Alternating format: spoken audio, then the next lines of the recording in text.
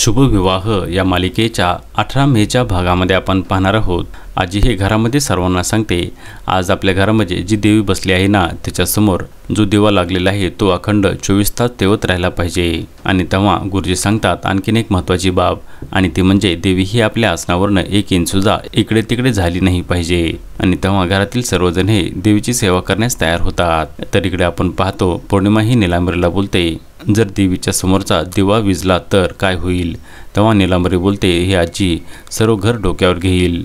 आणि पौर्णिमा बोलते, मला तेच हवं आहे।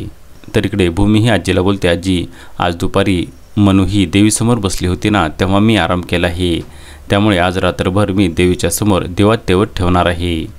इकडे आपण पाहतो नीलांबरी ही पौर्णिमाला सांगते, ती भूमी आज रात्रभर देवीच्या समोर बसणार आहे। आणि पौर्णिमा त्याला सांगते, आज मी बघ त्या भूमीला कसे तोंडघशी पाडते ते, आणि त्याचे सर्व उत्तर हे या बाटलीमध्ये आहे। असे बोलून ती एक बाटली नीलांबरीला दाखवते आणि दोघीही अतिशय आनंदित होतात। आता पुढे येणाऱ्या भागामध्ये आपण पाहणार आहोत पौर्णिमा आणि नीलांबरी कशा प्रकारे भूमी देवीची सेवा करत असताना त्यामध्ये खंड पाडणार, हे पाहणे अतिशय रंजक ठरणार आहे।